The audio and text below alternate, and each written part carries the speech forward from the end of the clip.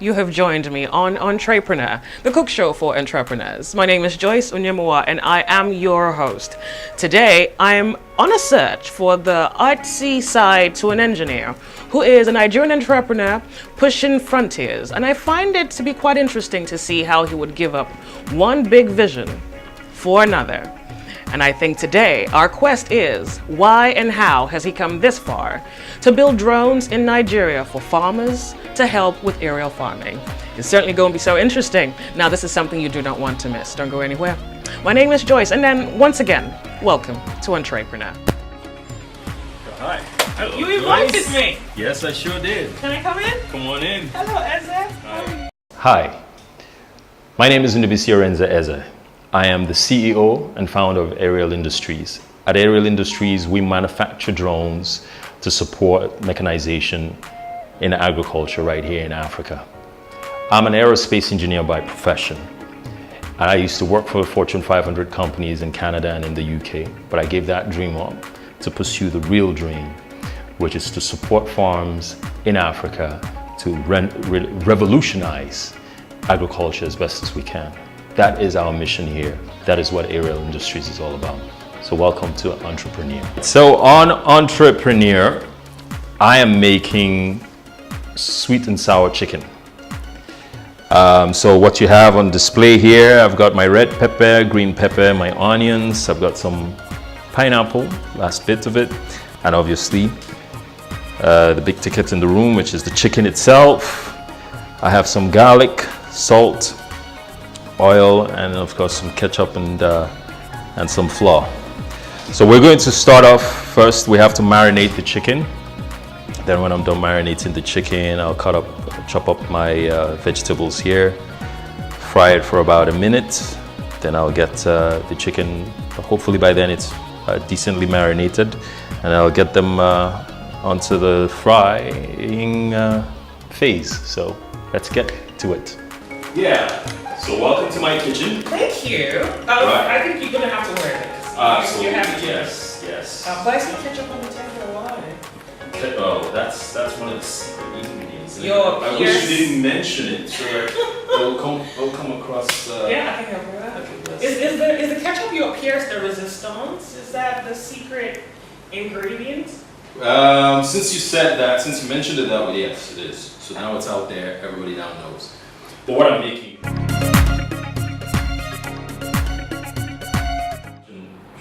is also what made me actually think of hopping into this whole entrepreneurial stuff in Nigeria. It's the opportunity. Okay. Right? It's really the opportunity to do something different, to make an impact. I'm a strong believer that everybody on earth, like I may have mentioned that before, everybody on earth has a purpose, and I just feel it's, once you're able to find yours, it's then a matter of just fulfilling it. You know, the problem we have is that oftentimes most of us just can't figure what that destiny really is. True. So the main opportunity that I see, the main experience that I've gotten is just coming back, affirming that the opportunity is actually really real. Mm-hmm. If you put out something of quality, something that is good, something that people can actually, something that's good, they'll buy into That it. is a solution to A a solution problem. to a problem, yes. Right. They'll buy into it as True. long as that's there. Yeah. So coming back, I just saw it. I had, everything was just theory based before, but then boom, I came here, and then I saw that it can actually be done. Yeah. And, Now you're doing it. now we're doing it. Okay. Building drones, and Yeah. you have built. Tell us about building drones and how it's coming, challenges and all. Right.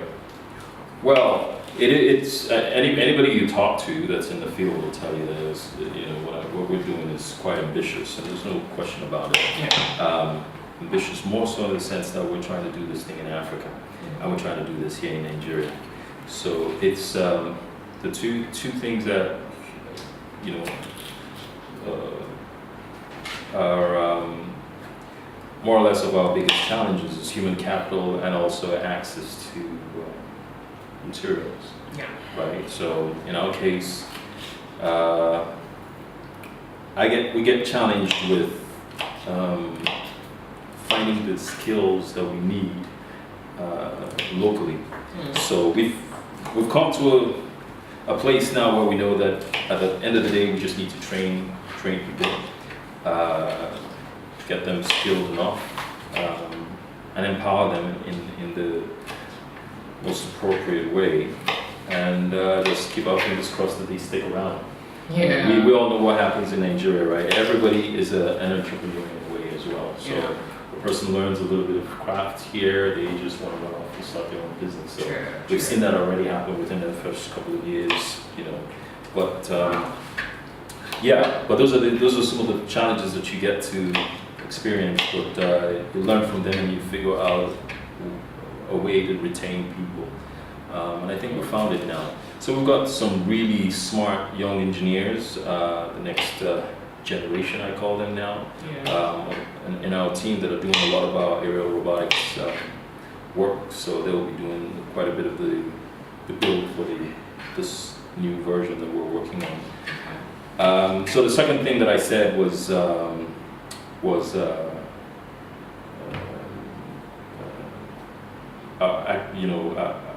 procurement, right? So being able to get pretty much the parts that we need, and then for the parts that we're going to be doing pre-assembling locally as well, it's a bit of a challenge. When you say a bit of a challenge, is it possible at all? Of course it is. Or do you have to import? Are you dealing with that? Right. So that's the point. The parts of it and then assemble them here. Correct. So there are various parts to an aircraft. You have you have the airframe, and then you have the avionics systems. So the systems that talk to, and then you have the motors as well, and then the blades. So the avionics are just the electrical systems. That's pretty much what connects to the brain of the drone. And that is what tells the drone, okay, fly at this altitude, go down, move left. It's regulated, central regulated. So that's called the breadboard itself. So the brain itself is the breadboard, and then the electrical systems connect the breadboard to the motors, and the motors are the ones that just spin. And then the airframe itself is what carries it all. Okay. So the airframe we can build locally.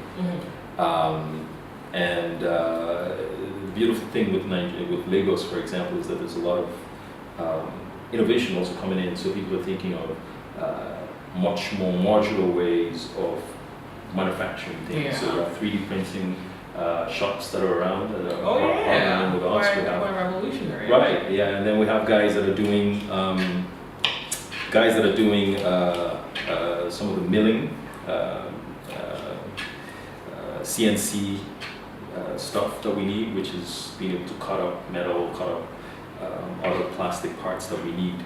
So they get to understand proper design drawings, engineering drawings, which used to be rare in Nigeria.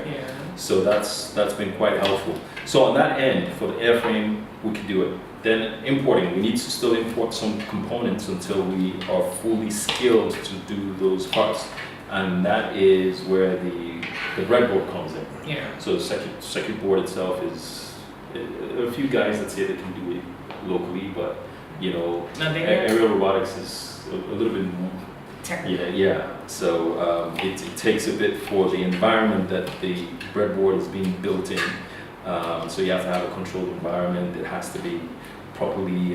It just has to be properly done in general. I doubt if anybody can really do it. So we do those. We import those for now. I see. Okay. So so the main issue that we have with importing is just the fact that sometimes we have setbacks with customs. We have setback with even on the other end the suppliers. So when you go to the wrong supplier, like if you go to certain places in China, you don't know. I mean, it's the luck of the draw. So sometimes what we get in is correct, and then when it's not, and we try to get them to rectify it, it's a problem. Right? Which is the sort of stuff that when I was in Canada, for example, and we had issues with stuff we imported from China, we were able to do it expediently. So I Yourselves? Well, yeah, or when, no, with the company that I was with at that time. Yeah. So it's kind of mind-boggling, and I think it may have to do with knowing that we're in Nigeria, knowing that we're in Africa, so they make it just hard for you. Yeah. I think I also agree with that. Yeah, so that's some of the challenges that we kind of face.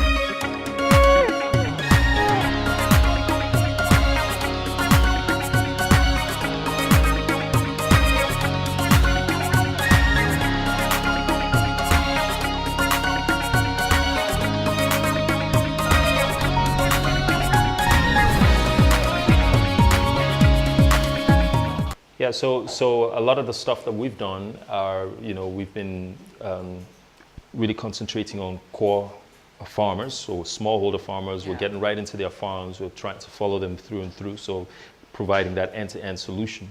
So I want to tell you the story about one of our first beta clients. His code name is Cyril. Okay. Siwa had been farming pretty much all his life. When he started farming, it was just him, his wife, and his 2 sons. Yeah. But his sons are grown now and they care little about agriculture. Yeah. So they moved to Lagos. They came out here to Lagos and chasing their own dreams, wanting to be software engineers, doctors, or whatever. So every year, once the first rain has fallen, this old man has to go out to the field by himself with his cutlass and hoe, and he'll clear the field. Then he'll sow the seeds and then spends the next 96 to 110 days, whatever, to nurture these crops to harvest. It is a very daunting task. Very daunting task for just one man and his wife. When they were younger, it was easier, but as you get older, it makes it even much more difficult. So about 4 years ago, he decided he joined the cooperative within his own rural community in the East, and he decided to entertain the idea of mechanization, so getting tractors to help out. So they had these leasing agreements where the tractors will come in and then they'll work on all the farms collectively, and that's what cooperatives do. So they get also subsidies from the government and all that. But for that to happen, CY realized that he was spending about, in dollar amount, equivalent to about $350 to $400 just each time that he has to get this tractor to his farm. And how many times in a year? Yeah. So now, average for most farms, for you to do, say, you do the clearing, and then maybe you do your fertilizer application. Maybe you can get local laborers to do the fertilizer, but then you want to do your herbicide, or maybe you want to do a pesticide spray, and then in the end you have to do your harvesting. So you can see anywhere between 3 at best to about 5, 9 times that you need to get this thing on your farm. So it's quite a bit of money. So last year, 2016, we offered our services. So we brought one of our industrial drones, so one of the big ones that we moved in from China. And he was one of our beta clients. Now, by harvest, after we supported him all through the year, By harvest, he made about 40% increase in crop yield, Oh, wow. which he had never seen in his 20-something years of farming. Okay, so for the benefit of those who would like to know about your drone, what did it do? Right. Or what did it help So the farm? key things that we do is... No, what did this drone do for this guy? Right. in this The fundamental thing is optimization. Okay. Being able to apply, whether it's fertilizer or herbicides or pesticides, precisely where it's needed. Yeah. Once the drone is up there, it could see you could pretty much see everything. When a farmer is told by an agronomist, "Oh, your farm is infested," Yeah. right? With whether weed or... No, okay, let's say weed, for example. So you need to apply a herbicide, right? Normally what they do is that they measure out your farm, or you provide them the measure of your farm, and they tell you how many bags of herbicide you need to buy. And you just go there and you blast the entire field. Yeah. We don't do that. A farm needs only a precise, if you had, okay, for weed, for example, you get weed across. So oftentimes you'll have to spray across the entire farm. But then the application is a bit more precise because we have, the nozzle applications that we have are micro-based. So our liquid applications are very spot on. Right, Very so as strategic. opposed to just having heavy blast of these things, we just do strategic precision applications, which is basically what it is. So we do that we do also seeding. So we help the farmer strategically also plant the seeds once the soil is tilled. And then when we're doing the fungicides and pesticides and all that, it's the same approach. So we found that every time that we've applied, the farmer saves from what he used to spend, he saves about 30% from his budget of what he normally year after year used to apply. The other thing is that we are able to help them make predictive analysis of their farms, right? So you know, when we go up, say for example, we went up to do a herbicide spray. The drone also has in itself, it has an inbuilt camera system that we use to do image processing. We could tell a farmer early enough that you're about to have an outbreak, so of a bacteria of some sort. That's taken to the agronomist, and agronomist could just look through and then provide advice. So then you just quarantine that one section that you would have had, the infection. Right, so that way we also save them a whole lot more. So that's what happened with CY. There's a few other farmers, a few other stories that are similar to this that is part of our... Now, at what cost, given the fact that if we took into consideration... Right. So for each for the unit cost that we broke down for cereal, he was spending about approximately $350, $400 per use. With us, he spent less than half of that. So at 125, we applied for him then. But with the economics of scale, if we are able to now provide, each time we go to each rural community and we spray, we cover the entire community, and the price drops dramatically. So for his local government in Nanka, we see that we could actually, if everybody signs up within that cooperative that we've gone and done presentations for, it could cost them anywhere between $10 to $15 each. From 350 all the way down. Our drone is 15 times faster than these tractors. Yeah. Our application, like I said, is 30. You save about 30% per agrochemical that you're applying. But more so, we are also able to provide you data, so you know exactly what your crop yield is going to look like before harvest. So you know, if you sowed 80 tubers of yam, you're going to get, I don't know, maybe 80 tubers, maybe 69. You could start negotiating before harvest with the milling or the processing plants or your buyers, right? So you get bullish. It gives that advantage as opposed to when everybody, at that harvest time, everybody floods the market at the same time. Drives the costs Right, down. so you have the middleman now calling the shots. Yeah. So you know how much you spent on your farm, you know how much your production cost you, but you're dependent on the middleman, Colin, on what he thinks that the price for the tuber ought to be. So we're changing that. We're giving the farmers about 3-4 weeks ahead of harvest time to be able to go and lock in negotiations for themselves. Right. So there are quite a few from our 2016 and 2017. There were quite a few findings that we also saw that their use of our services just during production carries all the way through to even post-harvest and predicting for the next year. Yeah. So some of the soil analysts will be able to tell a farmer, your land you need to leave your land fallow for a year. Maybe you need to move further west or something to allow this to enrich a little bit more. So it helps quite a bit for these farmers to, instead of always just kind of, and then you just pray. Okay, you said on a scale of 1 to 10, you're 6 on this artsy delivery. Yeah. Can you handle my honesty? Yeah, I guess I can. Yes.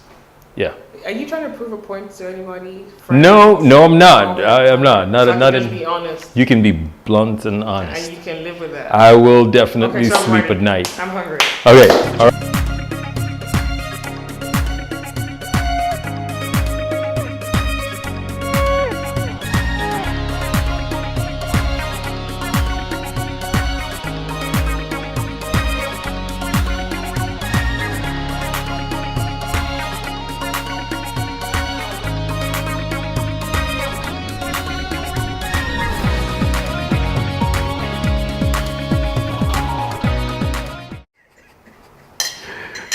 I'm not going to say anything to that. Just try it out. And okay, so let me know what you think. You should have some sort of roll, drum roll or something. Please roll that drum. All right. So this is what you were asking for. Exactly. It's called the emergency water. If I do not survive this, I would like to just, Yeah, save yourself. Yeah. Okay. Because I'm not sure if I'm good with the Heimlich maneuvers. Is that what they call it? I think it's sour. Is it really? Is it sour? Maybe you can't cook. I'm not sure how to react. Is it really that bad? The expression on your face isn't that. No, it's not. It was good. I'm impressed. Well, thank you very much. Thank you. Well, it tastes quite good. Yeah? Well, nice. I think it's going to be quite filling too. Is it? Yeah. I like chicken. I think the chicken is one of those dishes you could have lunch, dinner, and you can make so many different variations of it. Good. The flavor is just I was trained well. Yeah. You were. Yeah. Well, there's some water for you too. Oh, sure. All right. So I guess I did. I love the flavor of my palate. It's very soft. You've been providing services to farmers who are within unions, registered with one union or the other, whether in their locality or in a community. If an individual farmer wanted your service, wanted your drone to come do the work on their farm, can they reach you, and at what cost? Yeah, that's a good question. We had to look at things from both angles. First, we had to look at is drone technology viable in general, the way we want to use it. I mean, drone technology in agriculture is viable in general because people are using it to do image processing and doing predictive analysis and all that. But we thought if we weren't going to be applying it in Nigeria and knowing the unit cost, what it costs farmers to run their farms, and knowing what it takes to operate such technology, would it work? The long and short of it, we did a lot of math, we did a lot of calculations, if you want, and it came down to we need a minimum of 6 farmers because statistically you could find that in Africa you have a farmer would have maximum, a smallholder farmer will have about 2.2 to 3 acres of farmland. And that's on the high end. You have some that have just about 6 plots, which is just about an acre. So we realized that the best way is to get these farms in groups, because most of the farms that you find anyway are in clusters. So you'll have a guy who owns a farm here. Right next to that farm is another farm belonging to some other guy, and then right next to him is another farm. So when you aggregate all that and just trying to look at it from the perspective as a single farm, you get better margins, both for the farmers and also for the price point that you're giving them. So that's why we work with cooperatives. So when a single farmer comes up to us and really sees the value in using our technology, we encourage them to join a cooperative. And it's not that hard to do. It's always the best way for them anyways. And like I told you before, a lot of them are already within some sort of cooperative because they get subsidies from the government. So we're not inventing that whole concept. It already exists, that these guys know that if they're within cooperatives, they work within community unions, as you call them, they get better deals. Yeah. So with that, we're just, All right. yeah. Okay. So that's how. Are you hoping? Do you have any hopes that the government can do anything in any way to help your business? Because the service that you bring or that you're providing certainly serves a major problem as it has to do with agriculture. Because being Nigerian, we have loads and loads of arable farms, and the question is, are we maximizing our potential when it comes to yields annually? Because I feel quite a number of people are still using manual labor. AKA styles. And for that reason, we're not maximizing. And I'm thinking with a technology as this, we can do a lot more. We are having more farmers. We're having graduates. We're having retirees, decide to go into farming right now. The question is, if you had, say, what exactly would you need to help you do a lot better, to reach a lot more farmers? What do you need?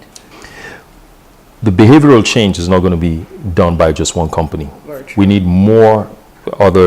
other forward thinkers like we think we are at Aerial Industries that want to use technology to help to get these farmers to think beyond just their manual strength. When you have mechanization that's available and affordable, tractors is our next best competitor, which is it's just not viable because it's heavy machinery, maintenance is hell, fossil fuel, getting it to the site, accessibility, you have to put it on a payload for most of these farms that are inside the boonies. With our technology, it's easy. The air is free. True. So we're trying to encourage other, forward thinkers, and I encourage guys to come in. I train people in aerial robotics. To make that the next question. Yeah. So that's really it. Before the government even gets in, I think that we need to just create that mass demand. So once the rural communities, today when I go out to the rural communities, you see the drone take off there, it's like American wonder for them. Yeah. Right? It's great spectacle, but it takes a while. When I now turn on and then it starts to spray down, I then start getting all these use cases. Oh, you mean that last year when we had this problem, if say this thing there around, say if we use it and do this, blah, blah, blah. Yeah. And we start realizing that they start coming up with the ideas of how these drones could have actually helped them. So we start taking notes as well, right? But if we had other people that are in the same space and create more competition, the opportunities to utilize the technology would be a no-brainer. But because we're having to break this ground while we're trying to still support these farmers, it's hard to do. So that's why we've opened up our technology. Anybody that I have 4 guys that we're training right now through the Penn State University, University of Pennsylvania, to complete their aerial robotics. I have another slew of about 6 guys that I'm going to be putting it through, and this is our company paying and putting them through this schooling. Because in the end, I want them to be able to go out there. If they're not working for Aerial Industries, they could set up their own shops and they could start actually building drones. So part of what we're arranging with Airbus, and we're going to be setting up a training facility also in Nigeria. They will be setting up a training facility and we'll just be an arm of that. So while we're doing our own, we'll also be supporting them in that. Okay. If we're looking at Nigeria 10 years from now with the great solid agricultural system that's functional and yields at its maximum, we need people like you to go back to the drawing board and come off the drawing board to the field. We have the pressure from Airbus because they've really put out their neck supporting us. We're just a tiny little company, and you have the second largest aircraft manufacturer is just standing behind us. So they want to see results. So it'll be within this year. We're pushing really hard to get ourselves. You'll see us doing some marketing with the drone taking off right here in Lagos, and it's like I said, it's a big mother of a drone, and it's the largest in the market globally that we're actually trying to build.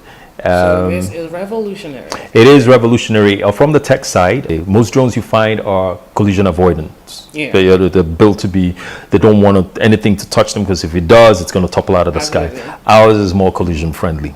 You say, how's that? Yeah, that's the technology. If it hits a bird, it's still going to be okay. If it bumps into a tree, it's still going to be okay. Fine. The whole idea of our application is we're going to be 100 times more precise than all these so-called precision agriculture drones. Very ambitious, if you ask me. It's quite ambitious. I know. Yeah. I know, but I mean, the technologies, with the support of Airbus, we've been able to simulate and test a lot of them. And I have guys that have been in the business for 20, 25 years saying that this is about to not only change the agriculture space, but it's going to challenge a lot of stuff in the aviation, the aviation space as well. It is very interesting to know that you have pursued such a venture. The dream to me seems quite big, and to push new frontiers and be a Nigerian doing so. Yeah. It's quite a blessing for Nigeria, and it's good to know we have people like you out there. Bless your heart. Thank you. Thank you for being on the show, and thank you for cooking. Thank you. Yes, I hope you really, really enjoyed it. And I really did. We have been speaking with Ndubisi Arinze Eze, and you have heard his story, you have followed his journey, and sincerely, you have my word, 1 year from now, we'll have to follow up to find out what he is doing with this vision. It's so big, and hopefully agriculture in Nigeria can see better results with new frontiers and great minds as this young man which we've spoken with today. Thank you once again. Thank you. And see you on our next episode of Entreépreneur. My name is Joyce. Bye-bye.